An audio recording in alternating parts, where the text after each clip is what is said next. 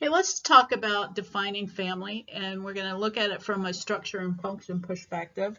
But before we do that, I just wanted to point out that studying families in today's time has become very complicated because of the fact that there are a variety of ways to define family. Back in the day, particularly when our society first was developed by the Puritans, we're talking 1600s, there was one monolithic family that was made up of a husband, a wife, and eventually their children.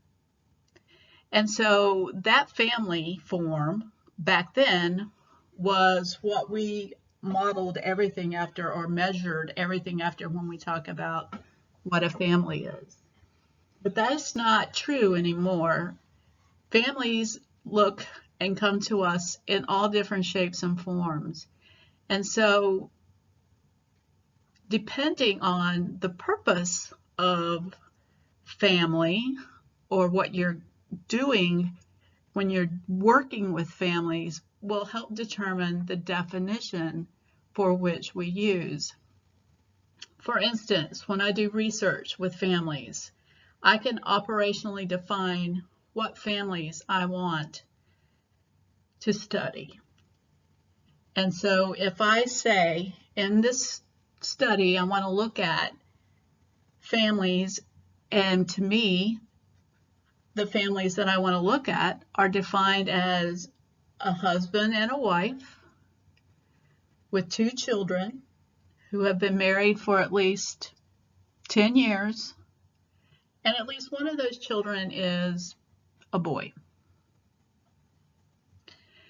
That would be an operational definition, and that would be what I would be looking at in terms and counting as a family.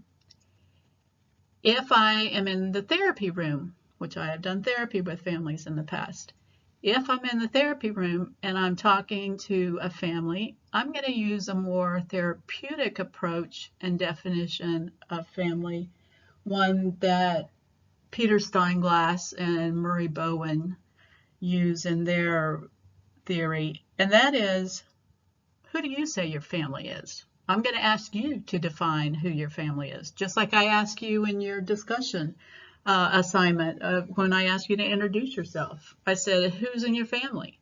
And some of you said, my grandmother raised me, and me and my grandma and my cousins are a family. Some of you said, my mom and my dad and my siblings. I'm one of 7. Some of you said my mom and my dad. Some of you said just my dad, just my mom. We had all kinds of varieties of definitions of who was in your family. It could have been, you could have added people that you were fictive kin, which means that you were not blood related to, but you accept them and think of them as family.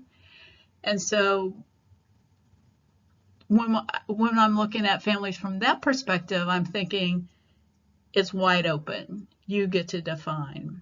But back when I first got out of school with my bachelor's degree in child development, I worked in Quincy and I did food stamp and AFDC eligibility.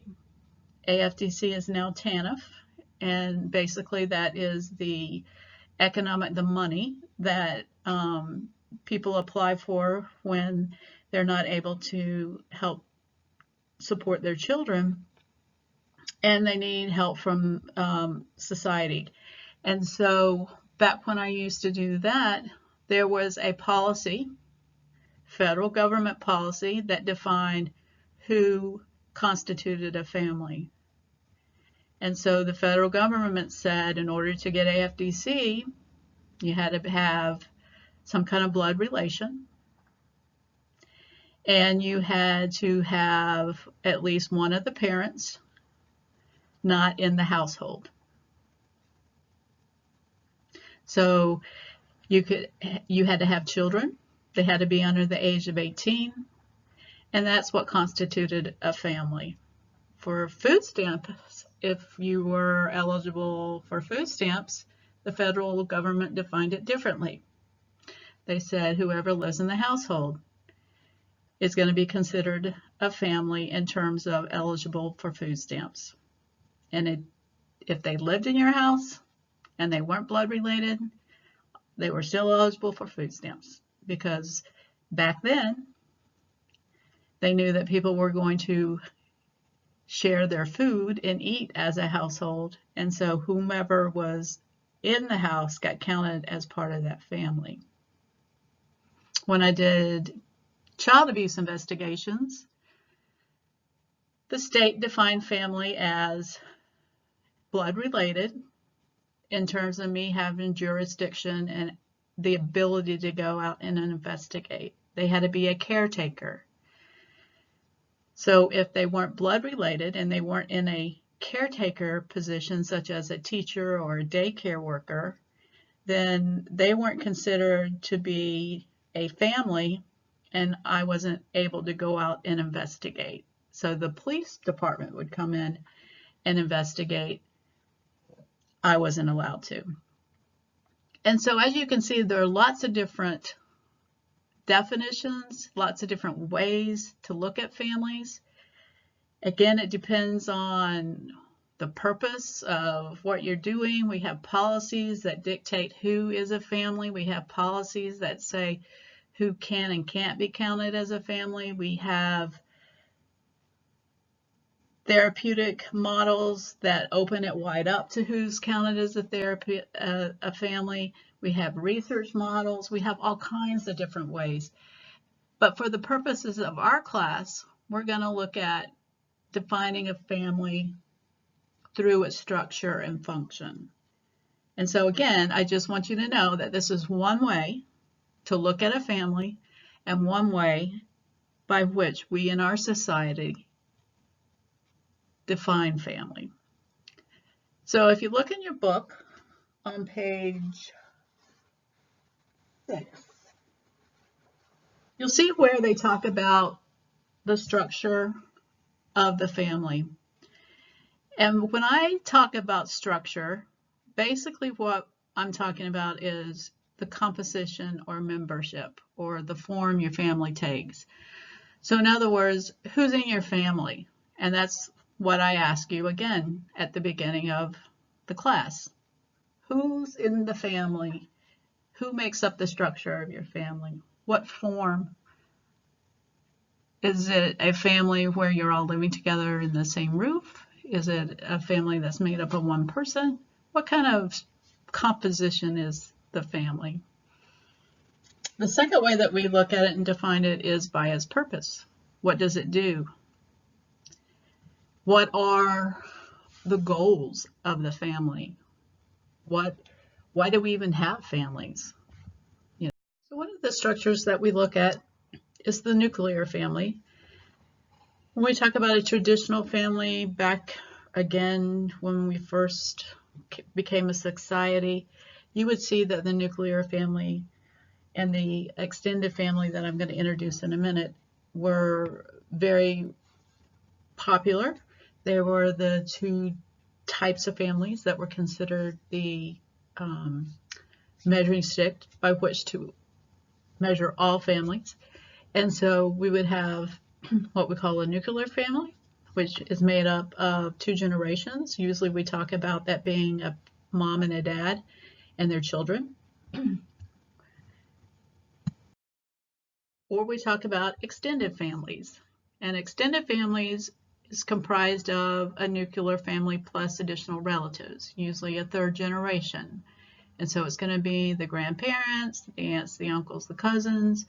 It's going to be a much larger and encompassing family.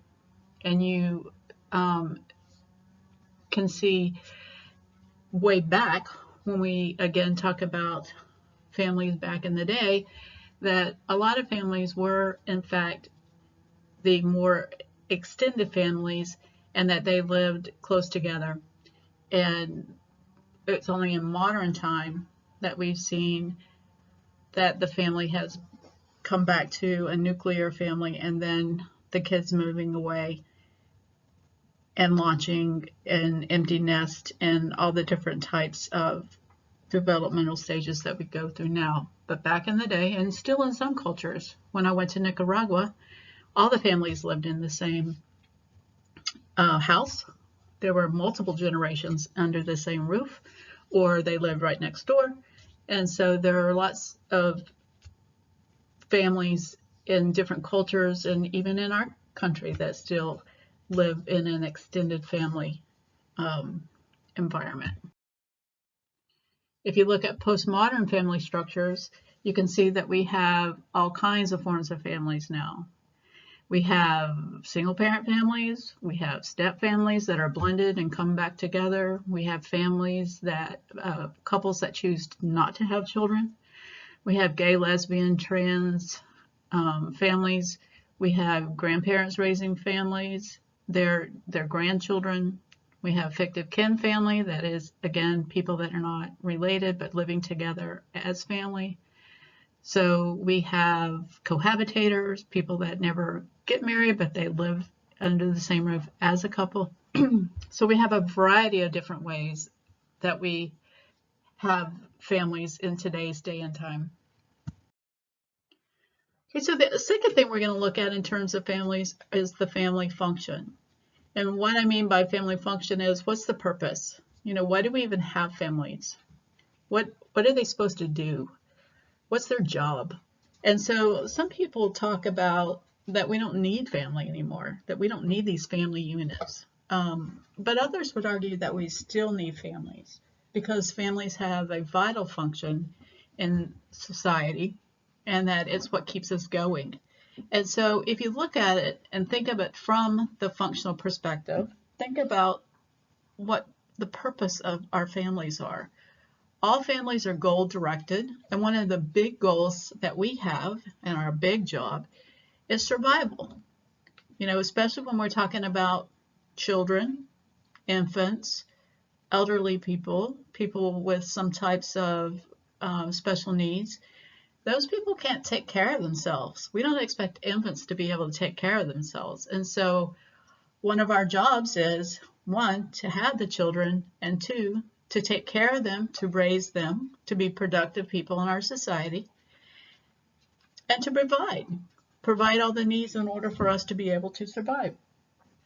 And so some of the tasks then that families have to perform in order to survive are what we call maintenance tasks. And that's basically just providing the basic needs, you know, food, the clothing, the shelter, the education, the health care, et cetera, et cetera. And the other thing that we have to perform as a family, is we have to come up with our family identity, like who we are as a family and what's important to us. And so all families have attitudes, the way they feel about something. These usually get passed down generation through generation. Families also have beliefs and values, you know, your moral principles, your ethic principles. You know, we traditionally uphold these and pass these along to a family as well. Some examples would be, you know, that our family believes deeply in being honest, or our family believes deeply in being loyal or faithful, or our family feels very strongly about higher education. Children should be educated and go to college. And so I just want you to take a minute and think about, you know, your family in terms of the maintenance tasks. Who perform the maintenance tasks and the identity? Who is your family in terms of what's important and how that gets played out day after day?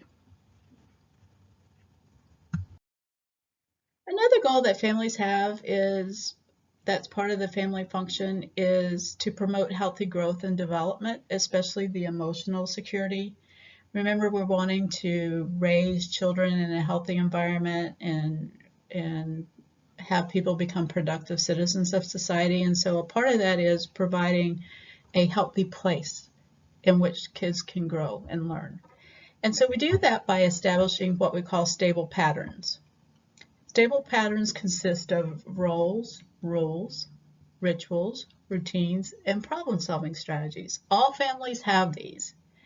If families didn't have these or had issues or problems with some of these, then they would be chaotic and they would be probably distressful. And so think about the family that you grew up in and think about some of the stable patterns that you all had. Think about the roles. Everybody has a role in the family. If you look down at the right-hand corner of the PowerPoint, you'll see the little cartoon of the female saying, I'll wash, the man saying, I'll dry, and then the third person, a kid says, and I'll pick up all the pieces. We do have rules or roles around chores in the house. You know, think about whose role it was to take out the garbage. Think about whose role it was to mow the yard. Who was the one that did the disciplining in the family? Who was the one who provided all the emotional support when you felt bad emotionally or when you were upset or crying? Who did you go to? And they were the person that listened to you, and they were the person that made help you feel better. So we all have roles. One of my roles growing up was being the middle child. I was the comedian. I was the one that if things got really tense in our family or if people were arguing, I would be the peacemaker. I'd be the one that would crack a joke or something so that we would return to some kind of peaceful environment. I was uncomfortable with the fighting and yelling. I didn't like it, and so I would try my best to make that go away. And so again, think about your roles and the people that you grew up with in your family. What were the roles that they had? We also have rules. This helps us to establish these healthy environments because again, if you didn't have rules, it would be a free-for-all and nothing would ever get done, and we wouldn't be able to do the things that families need to do. And so think about the rules in your families. Sometimes the rules are overtly spoken. Sometimes I would have charts on my refrigerator for my son. Here are your rules. Here's what you have to do. Sometimes they're not outspoken. Sometimes they're not something that your parents sit you down or write a list and say, here are the rules, but somehow you get the message that you better not do those things. And so think about the overt and covert rules. The covert rules being the ones that are not spoken. The overt rules are the ones that are spoken. Think about those when you were growing up. You probably had a lot around things like when you come home from school, you better sit down and do your homework. That's the rule before you can go outside and play. Or you can't stay out past a certain time at night. Sometimes you have rules that are different based on your gender.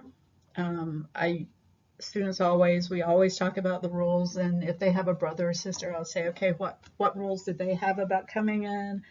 How old were you when you were allowed to date?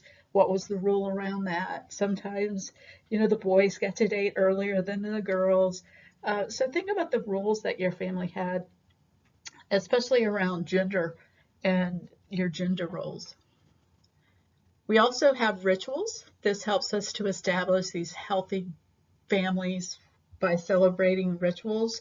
Rituals consist of things like family celebrations, such as holidays, rites of passage, birthdays, family reunions, vacations, mealtime, bedtime. What were some of the things that happened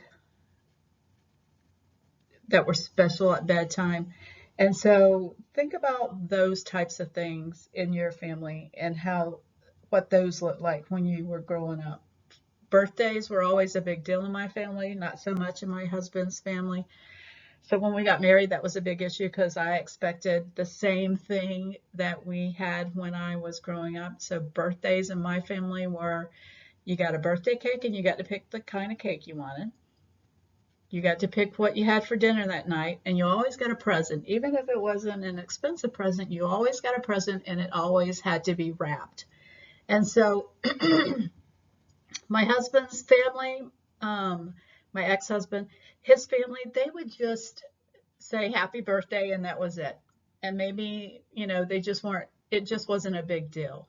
And so they celebrated birthdays totally different. So think about your religious holidays. Think about if you celebrate Christmas or if you celebrate Hanukkah or if you celebrate other types of religious passages and holidays and how you do those.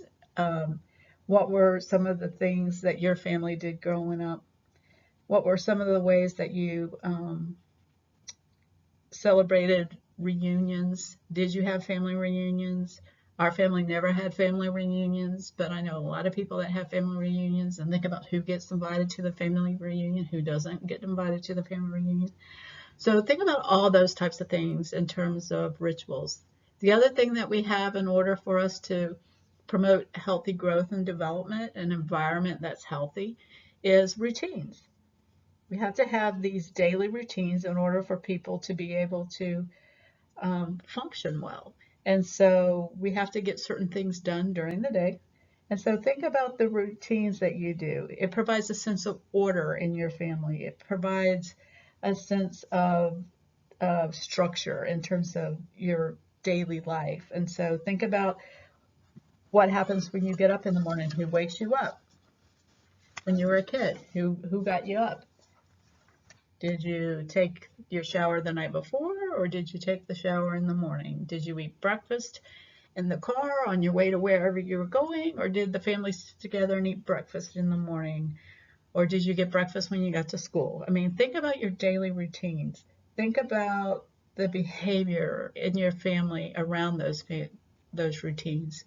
And then the last stable pattern that we create in order to have these healthy environments for us to live and raise our children are problem-solving strategies. And our problem-solving strategies, there are tons of them.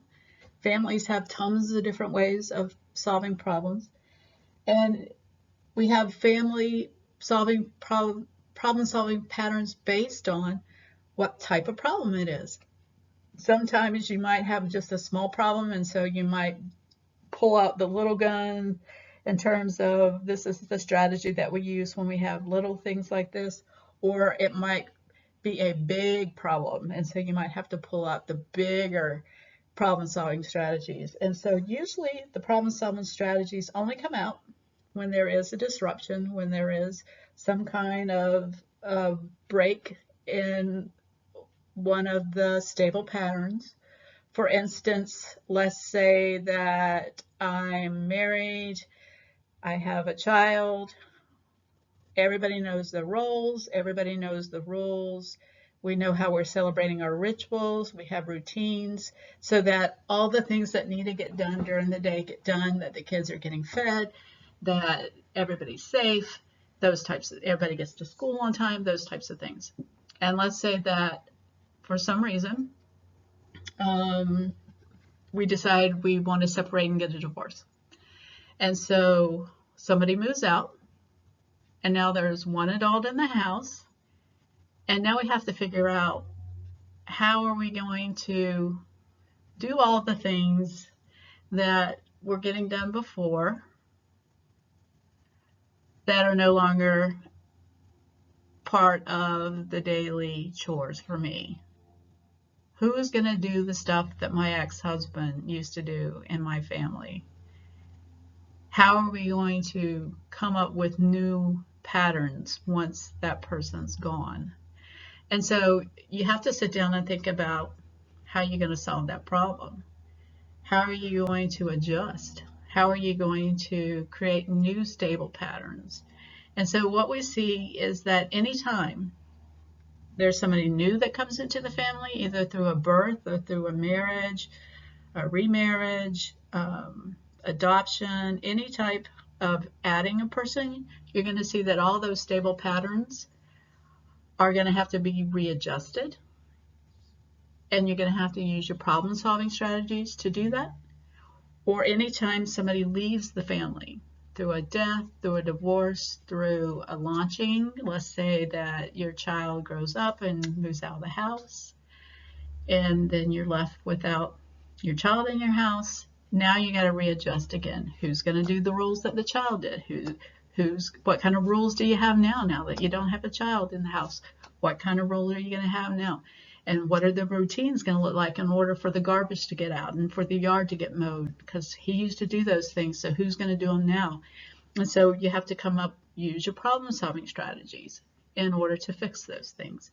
And so we're constantly adjusting as we grow older, as we develop over time. We're constantly adjusting our problem-solving strategies and our roles and rules, rituals, and routines. And so our stable patterns are not something that are solidly stuck in one mode our whole entire life. They're constantly adjusting and changing as we adjust and change and grow and move through the different developmental stages of a family. And so think about your family. Think about the problem-solving strategies, the roles, the rules, the rituals, routines, all the fun things that you all did as a family growing up. And that's part of the family function as well.